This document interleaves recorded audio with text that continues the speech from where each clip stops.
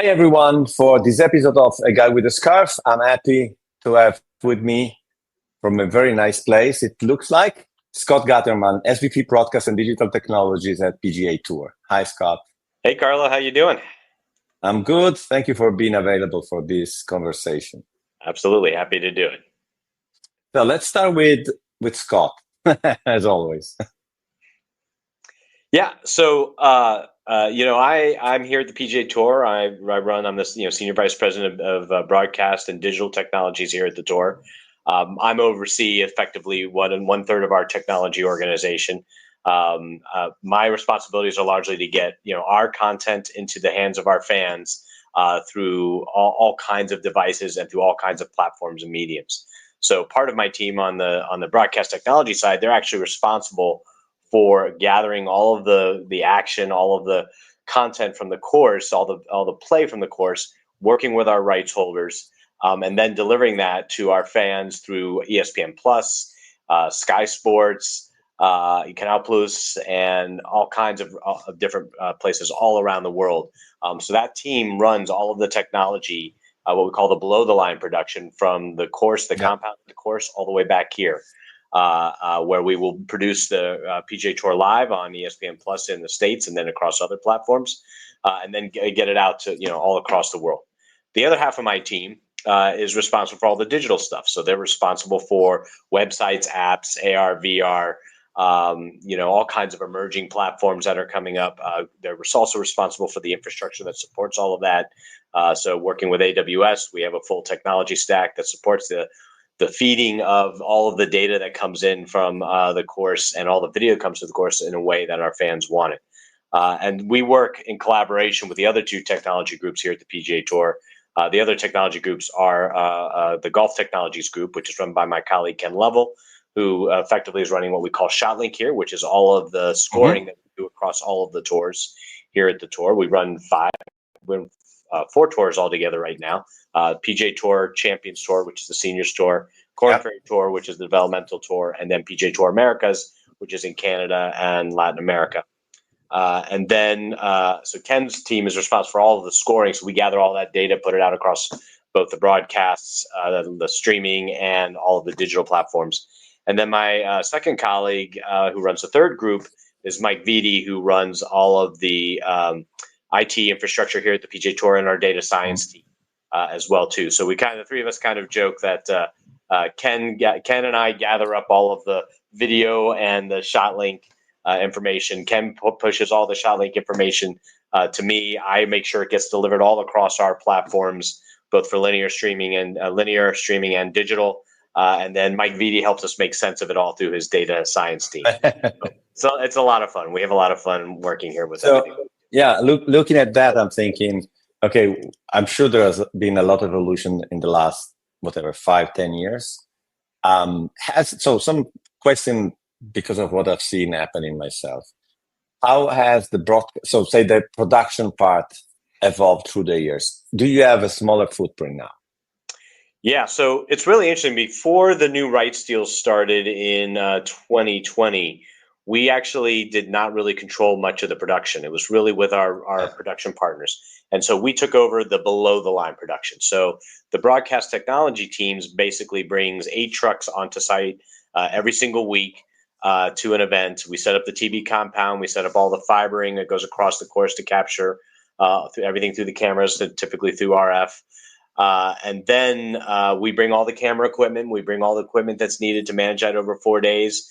And then what happens is, and we have the production trucks where the talent actually sit there on site. And what our TV partners do is they bring in NBC and CBS. They will bring in their talent, their producers, their camera people, and they'll work on top of what we do. So that was a very big change for us. We built those. It's actually 9 new trucks over the first 2 years, and then launched them early last year in 2024. State-of-the-art trucks that we built with NEP. And they are very well planned and great trucks for us to use. And so we're very excited. So that's one of the biggest areas in production that we've changed over the last couple of years.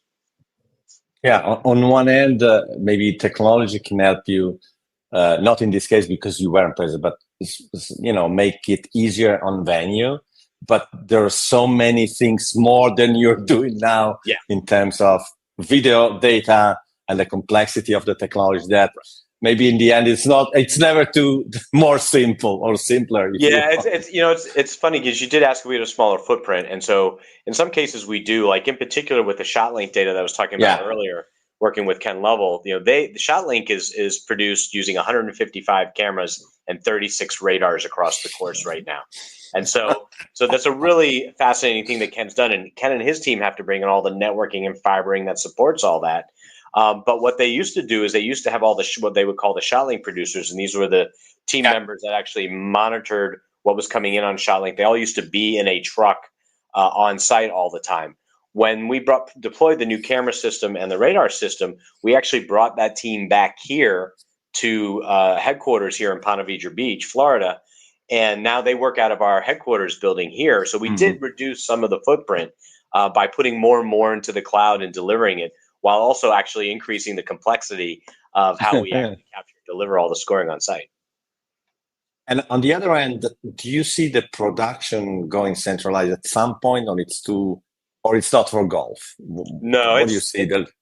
It's definitely getting centralized. What I described earlier was how we manage the network productions. We actually, for the ESPN productions and the PGA Tour Live productions, we manage them from top to bottom. Not just below the line. So we actually produce those ourselves. We use our own talent, and we capture everything on the course with our own cameras. That gets brought back here to PGA Tour Studios. We're working out of 4 studios here on the road. And the talent, there's walking commentators that are on course. But when you see somebody from a desk, or you see talent doing an interview with a player, they're actually here working out of one of the 4 studios here. And again, that actually allowed us to bring the production back here for PGA Tour Live, and it's one thing to say to make it more complex, but we actually made it more rich because we have many more tools for us to use working out of this building, which we just launched. The new building we just launched in January. It's a new 165,000 square foot facility here, right next to our global home. Sorry, by the way, you're calling from a real place, so everything I see behind you is real. Yes. Yes, I'm not in a studio. This is actually the nice view out of my office. Sunny Florida day here in the spring. So it's beautiful outside right now. No. So for sure, I mean, I've been involved in the Olympics, and my friend Yannis Exarchos managing OBS has a very complex task. But golf, I think, because of the nature of the sport, it is a huge complexity. I think 2 times I remember when technology was not available. So there were things you couldn't possibly do, and now you can do. On the other end, also the fact that the storytelling is not linear, will add complexity. I don't know how much people appreciate that. Maybe if it's still, is it still an issue, or now you have a model, you know what you're doing? I'm sure you know what you're doing. Well, I mean, are you at the optimal level of what you want to do for the storytelling, or not yet? Yeah, we're still learning, and you point out, like, I've been at the tour for 20 years. I started here in 2005, and essentially it was a website, and we did 3 hours of golf a day, and that was about it. But now, because we can produce so much more content, the complexity is definitely up. We're at a place now where we are showing more golf than we have ever shown before, but we are still not yet for every event showing all the golf through video and linearly. You can see every shot replicated in our digital twin in Tourcast on our platforms, where it's effectively like a video game watching. It's watching all the shot trails go around, and you can see that happen. And we now back in 2020, we actually started a new program at the Players Championship called Every Shot Live, and we were the first professional golf event to show every single shot live from the very first drive to the very last putt. And what we do there is we follow every single group.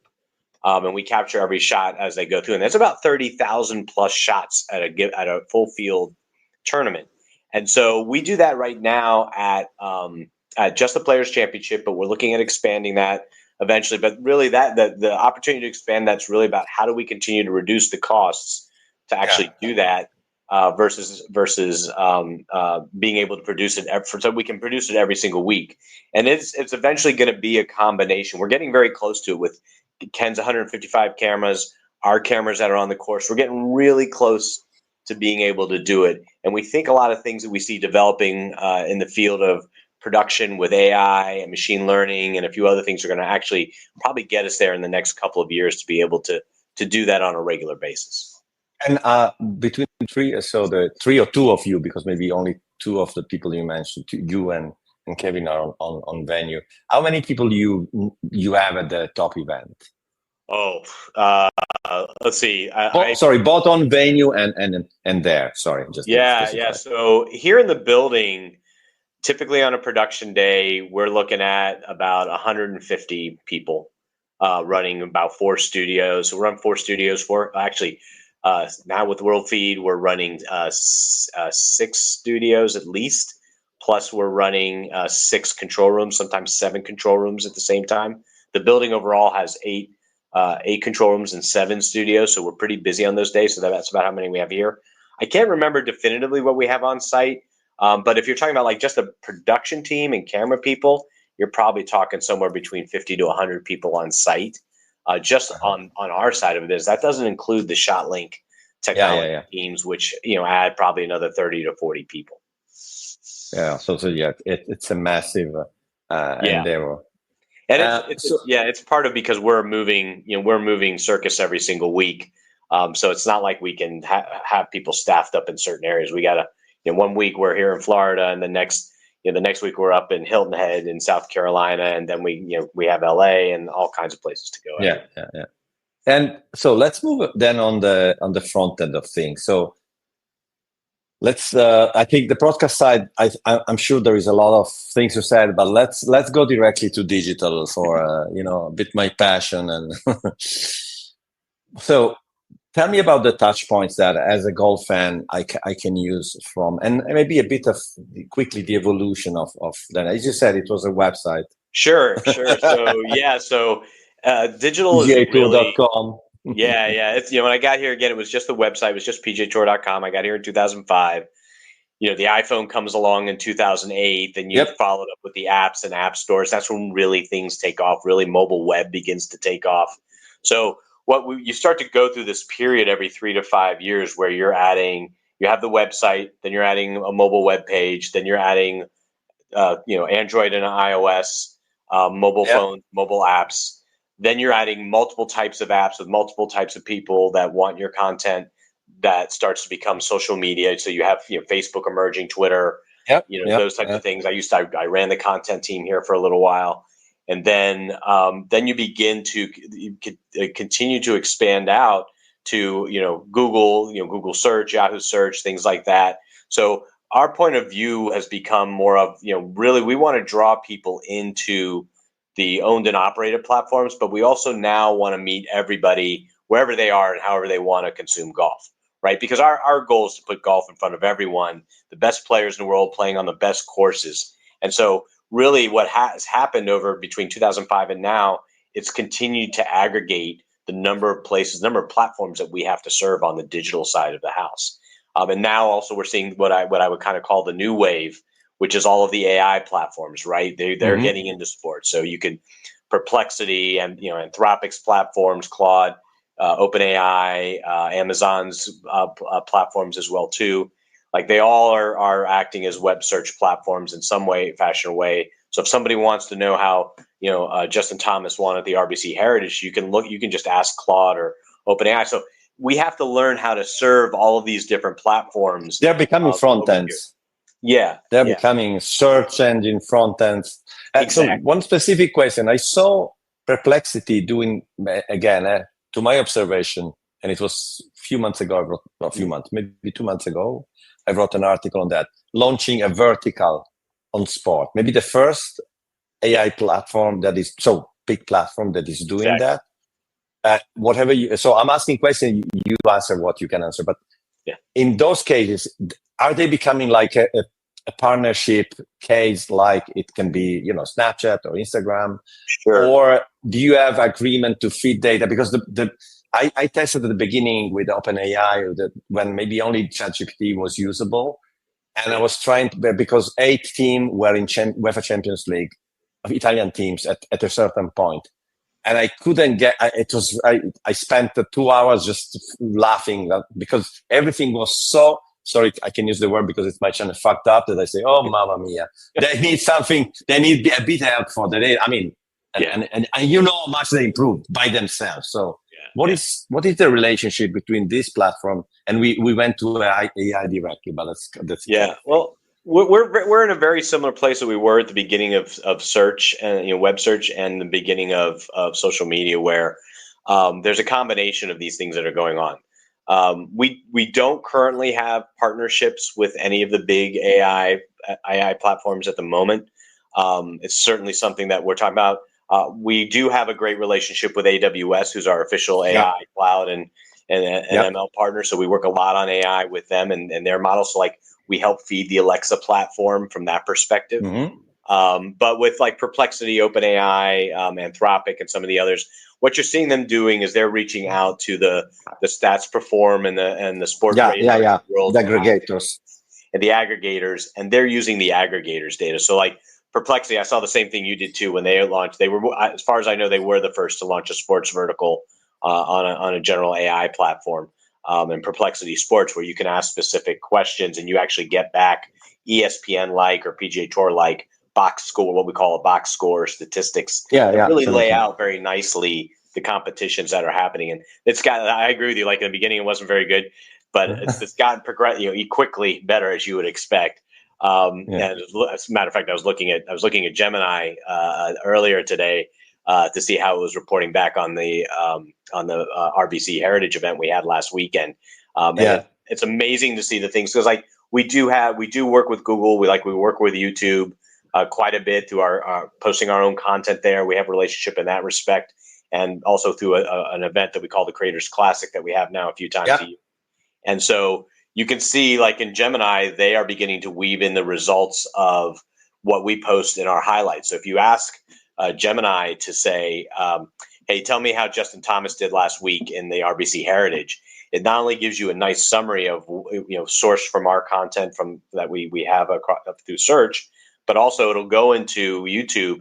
It'll look at the YouTube video and actually give you time-stamped summaries where to look in that video for the highlight that Justin Thomas had made when he won the event last week. So you can see these platforms are merging very quickly, and I think we're all trying to work out like what does it mean to be a part of that ecosystem, and what does it mean for us to want to make sure that golf gets into as many hands as possible. Also, what kind of partnerships will develop on that? And I expect that over the next, probably quickly over the next year or so, probably maybe even faster, you'll begin to see those emerge.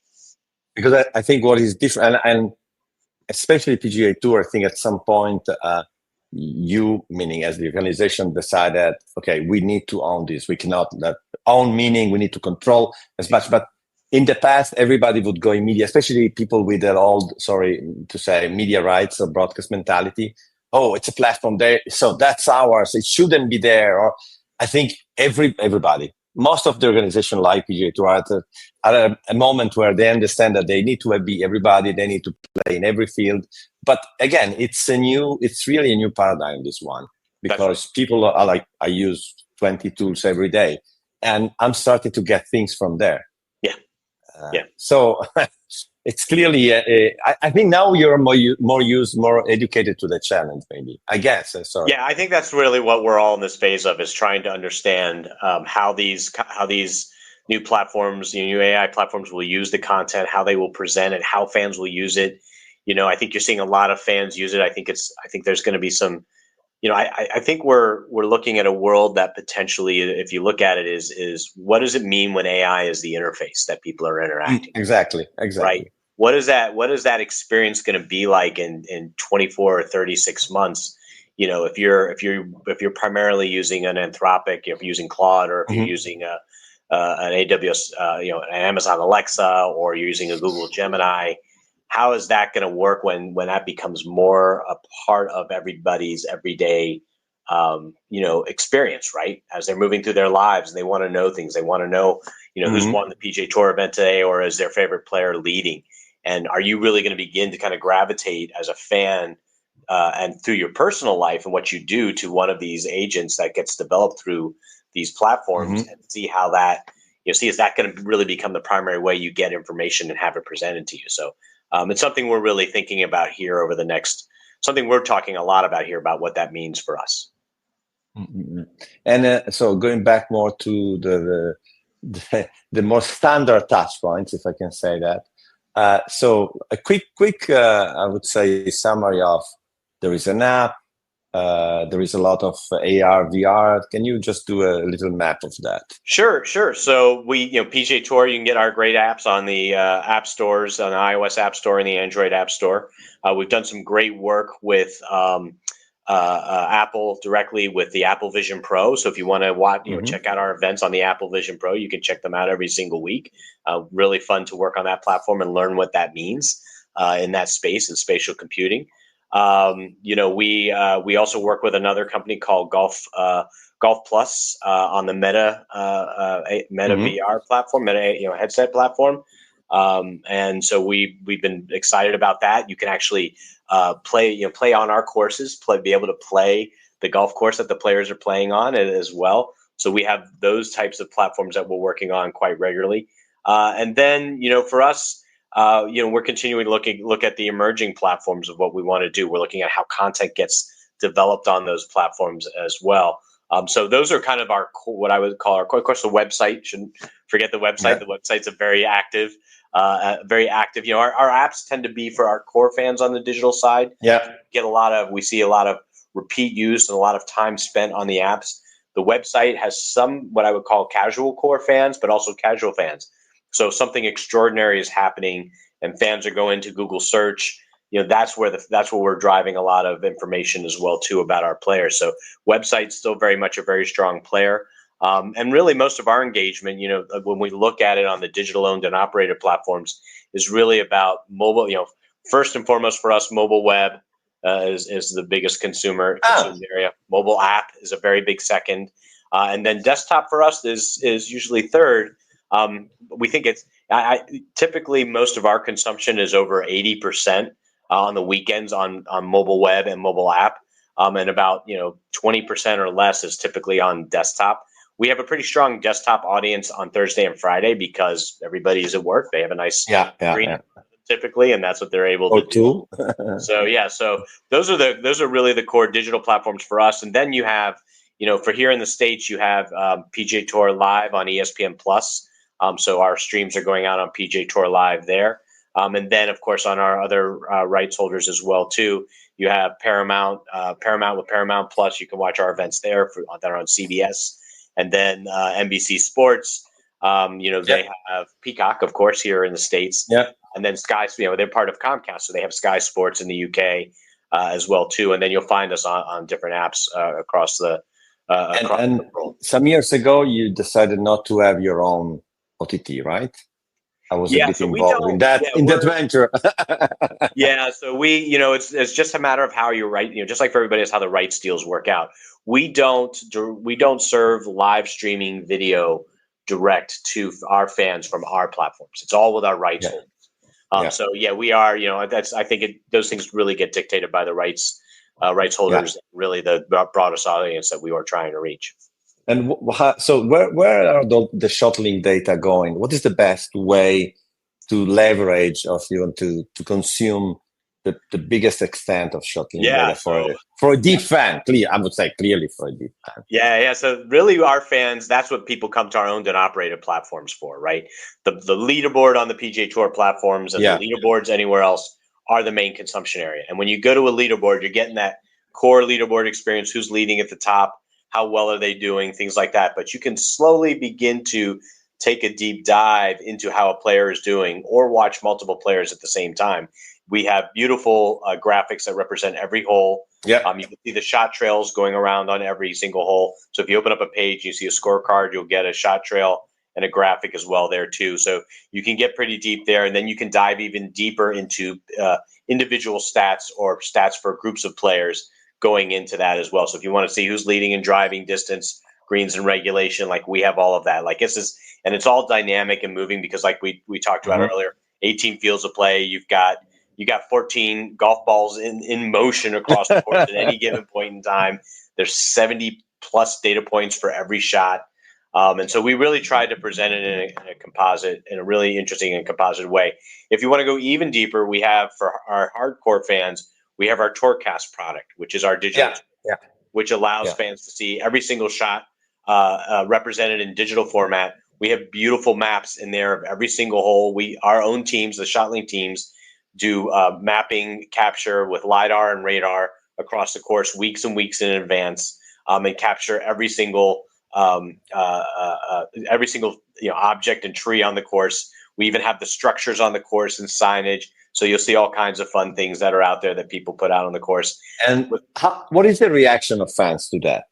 Well, this is the things I've worked all my career is this kind of things. So. Yeah. I mean, look, the most consumed thing by far on any of our platforms, and like any other sport, is our scoring platforms. It is the leaderboard. So the fans are very, very much into that. We are constantly talking to fans, trying to get new features. So like we recently added shot plots, so you can see where prior shots have been hit on things. We also have win probability through our data science team. We've added that.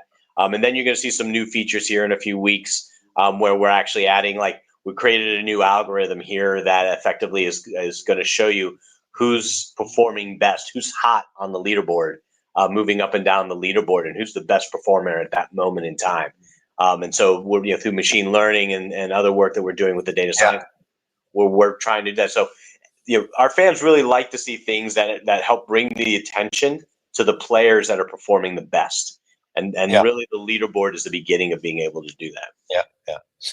And in terms of generative AI, I saw you announce something recently, but have you been, because everybody's testing things. So we put all these cartoon things or the little Muppet puppet. But I mean, you really need to integrate, adopt, change the workflow. So otherwise it's just exactly useless. Yeah, and that's exactly right. Just like everybody else in 22 and 23, 24, we were really spending a lot of time with the AWS Generative AI Center, beginning to understand, like, how do these tools work? What do they mean? How do they work in sports? Do they understand our sport? Do they understand our sport when it's live? So we had to go through a learning curve to really understand what it is, and it was a lot of fun actually for us, because at the same time we're learning what these tools do. The tools are just like, every week something new that's coming out and new improvements. So we went through that in 23 and 24. About mid 24, I started asking the team, I was like, all right, I think we've learned a lot. Let's create a portfolio of things that we believe are going to be important to, like, what's important to the business and what's important to our fans.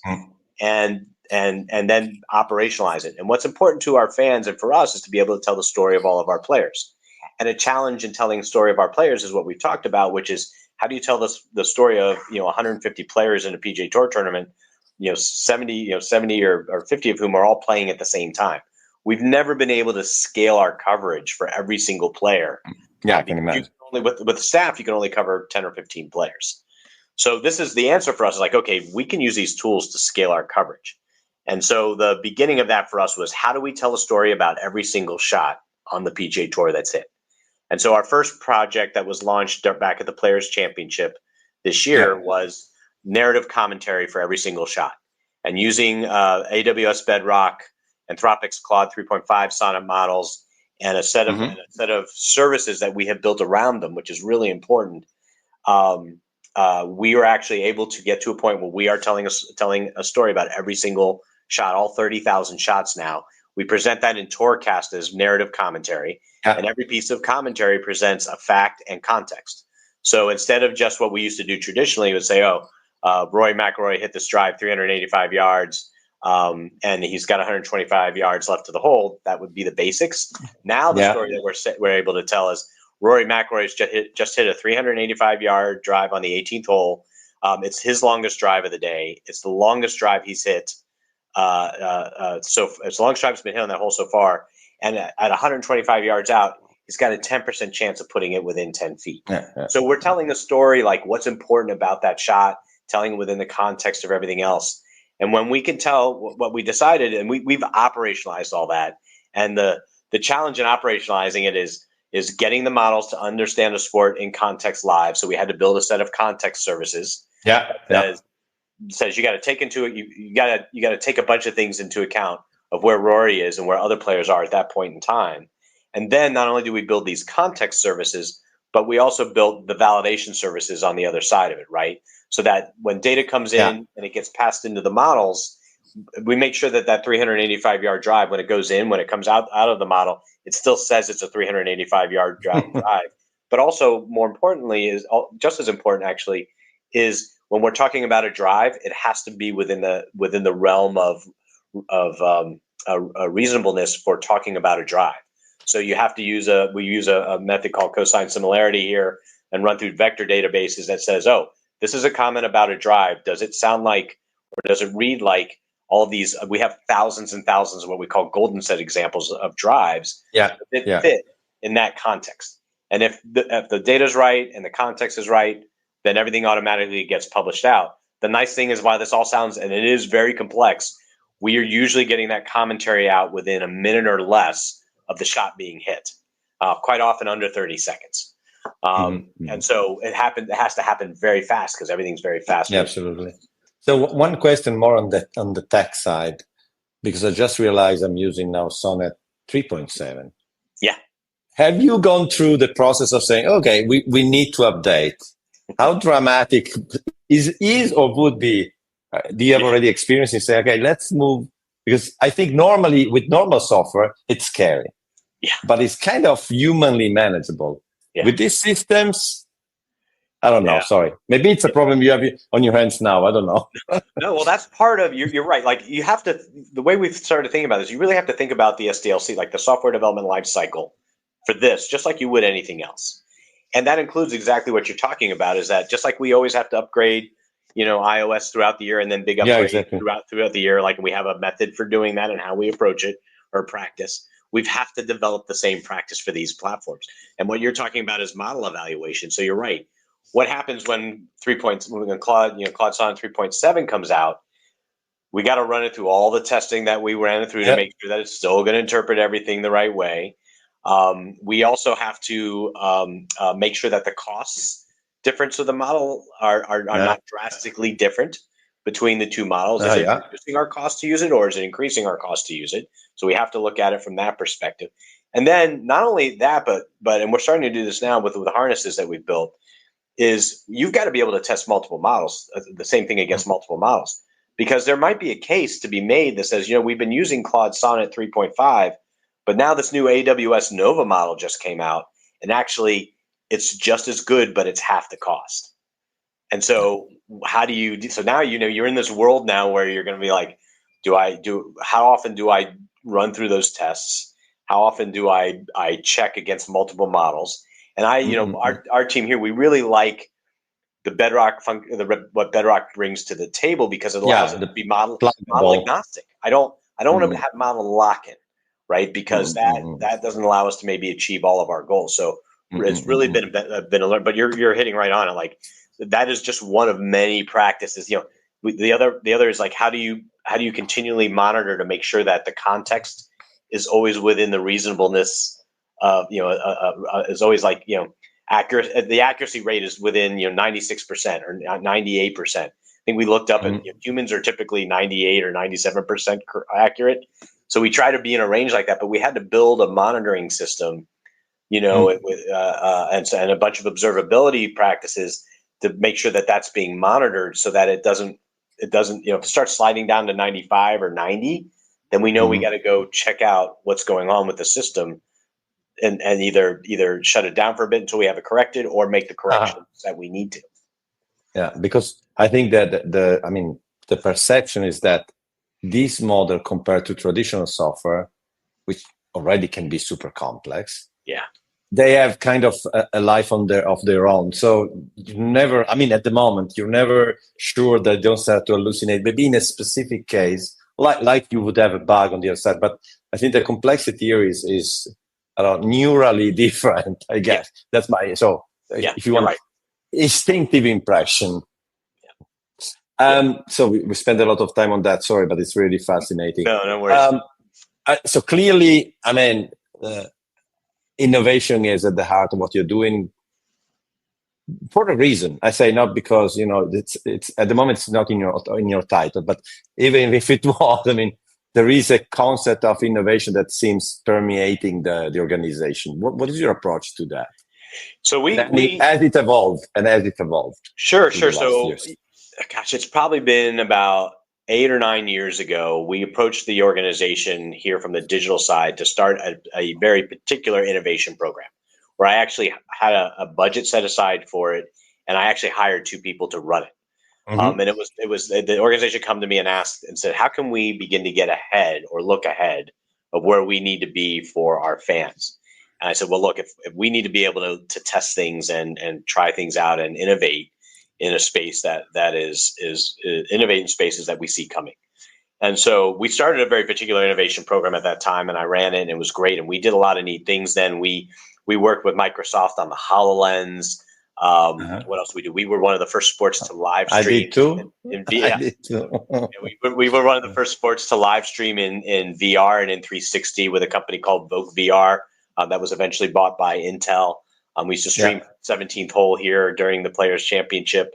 So we did all kinds of really neat things. But what ended up happening over time is that those innovation practices that we developed began to make their way and work their way into the rest of our teams and the rest of our organizations.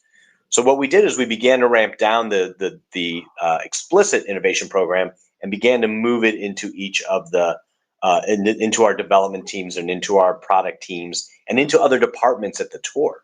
And so really what it did is it began a culture of innovation across the organization. And our work helped show the organization that, and look, our work resulted in sponsorships. Our work resulted in us being able to understand where to go on new platforms. And so the organization got very supportive of all of that. And so now it's kind of like I still have the people here that were running that program, but every department's responsible for innovation. And some departments have specific innovation budgets still. In particular, our broadcast group, not my broadcast technology group, but the TV group, they've got an innovation budget. And one of the really fascinating innovations that they've had over the last year is what we call drone AR, which is using a drone live to present live shot trails at an event as they're happening. And it's a really fantastic, like if you ever see it in the golf broadcast, it just looks really cool. And you see the stroke trail go. Yeah, absolutely. Yeah. But that's a combination of us working with a company called ARL and our drone team here and a couple of our network partners. And so that's the kind of thing that we continue to try and deliver. And so forget for a moment PGA Tour and golf. If there is anything else in your life, because, when you're so deep into one sport, is there another, I would say, touch point? It can be an app, it can be a big screen experience that you're particularly fascinated by, or Sure. So I look at, for myself and for just out of interest and for work, we're always looking at in sports. I'm always looking at what the NBA and the MLB and the NFL guys are doing, and like even like at places like SailGP and MotoGP, like those guys do some really neat stuff. And I know some of the folks in those places, so they're fascinating to watch. But I also like look around at media companies and see what they're doing in their apps or in their experiences. I'm going to be actually really interested to see what ESPN's doing when their new platforms get ready to roll out here at the end of the year. I think that's going to be a sea change for what we're doing. I am looking at, like, we look at social media, some of the social media companies and the AI companies right now, because social media companies are media companies, and we all have learned, like, can remember when Snap and then Instagram built out this, vertical stories, portrait stories, and now TikTok is doing them. I think that's not celebrated enough. Yeah. The vertical story. I created an app, a platform, a SaaS platform that was called Sporteller, to recreate those on owned and operated. Yeah. And because I saw it, I said, this is so cool for sports. I mean, you can tell a story in a much better way than on traditional website, because you have your own registrar. But the stories moment, I think, was I mean, we're all addicted, and we all use them. We all use them, and and now we all have them on our platforms, right? So we're all working with WSC Sports and others, and we present that content. So I tend to look at those sites. So those are really where I and from what you can tell from what we're talking about, like I'm spending a lot of time on the AI platforms too. So my next question maybe is useless now. What is your focus? What is your passion project? Before going to sleep, you still want to check what? It is what you think I'm going to say it is. It's, it's funny. I was thinking about it the other day, and like, there's always some technology coming along that I'm personally excited about. When I was a kid, I learned how to code, in BASIC. And before I started taking it in high school, and this is way back, this is in the early 80s. And so for me, I like having I get excited and get my hands on technology, and that's really what I do. And it's been that way with the AI work as well too. And I am fascinated by what I find myself able to do. I have 2 college age kids that are getting ready to graduate college, and they're using, watching them learn how to use these tools for their lives. So are you vibe coding in the family? Vibe coding in the family. We almost not quite. I haven't got the kids to vibe code yet, but we're getting there. And then learning, I'll sit and learn how to do it. It's fascinating for me to learn how to use it and see what it is, because I think this is just like, we all talk about these waves that happen, but just like with this is equivalent to to the emergence of the commercial internet and we're seeing that, regardless of there's a lot of hype about a lot of different things. And I think there's people talk about whether we're going to get to AGI or all these other things, but the reality of it is a fun thing that I've learned over the last 24 months in playing with these things myself and then working with our team on them is we're just catching up to what's been, all of us are catching up to what was put out 6 months ago, 12 months ago. What's coming is going to be absolutely fascinating from what we're seeing. But this stuff rolls out, like you and I both seen this over the years. This stuff gets rolled out. We all need time to think about it. We all need time to figure out, and we try to do it quickly, but we all need time to figure out how to work it into our business. And then and more importantly, we need to see how people use it. So that to me is what my team is probably, I drive them crazy with articles and white papers and looking at large language models and small language models and the fascinating stuff that to me, one of the other big things that's fascinating right now is devices, like how all this is getting worked into everyday things that we use and the work that Meta's doing now. On that, sorry, just to see how I still have the impression that in terms of devices, there's nothing that changed our life as the smartphones. That's right. At the moment, I don't see the replacement. And the amount of change in our life, I mean, not our techies' life, I mean, in everybody's behavior life. Yeah. More than the smartphone, I still don't see it. Maybe it will be the glasses. I don't know. I'm not too... So what's your opinion? We have the same conversation here all the time. We have to look at it from not us, but the folks that are 10 or 20 years behind us that are getting these devices. I'm not sure you're never going to have a smartphone, but I'm very sure that the way you interact with it's going to change drastically. Yeah. And so I think you're going to need a screen. I think you're going to need them, but we're all wearing watches that give us information. Yeah, I normally do. Now it's late here. Right. You look here. You're often looking here first before you take your phone out. I think when it gets here, and I've had a chance to see some of these devices, it's amazing how quickly they're moving.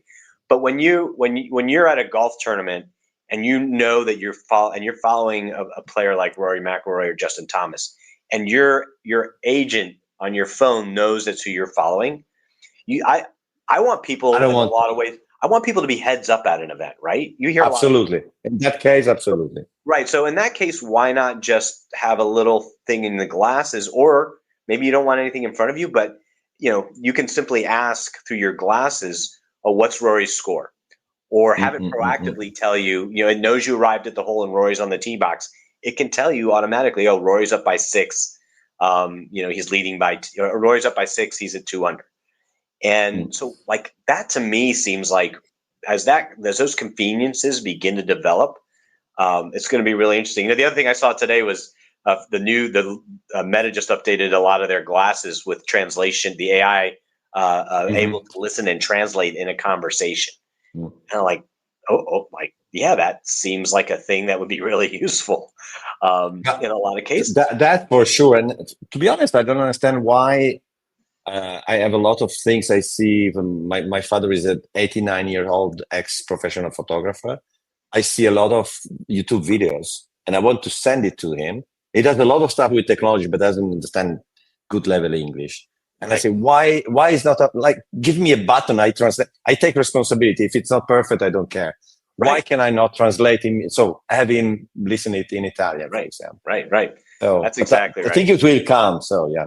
Yeah, I think it's going to happen. I think, like I said, one of the precursor movies. You talk about movies that represent technology, but the movie Her with Joaquin Phoenix, I think is a very compelling assessment of the devices and how we might interact with devices in our lives. I'm not sure it'll go all the way as it did in AGI movie, but I think the way that they show device usage in that movie, which is largely small screen when you need it, audio as a regular piece of engagement, I think is realistic. So a distracted smartphone. Let's create a new term. Va bene, let's stop it here. Otherwise, I continue blah blah blah for too long. No worries. No, I think so. Real thank you, because I think you described and you opened.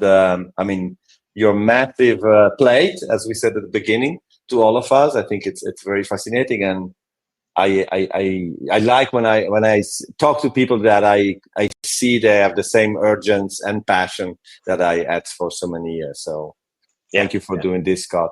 Absolutely. Thank you for having me. This is a great conversation. Bye-bye. Enjoy the beautiful weather then. Okay. Yeah. Thank you. Yeah. Go get a good night's sleep. Ciao. Grazie. Thanks, Carlo. Bye.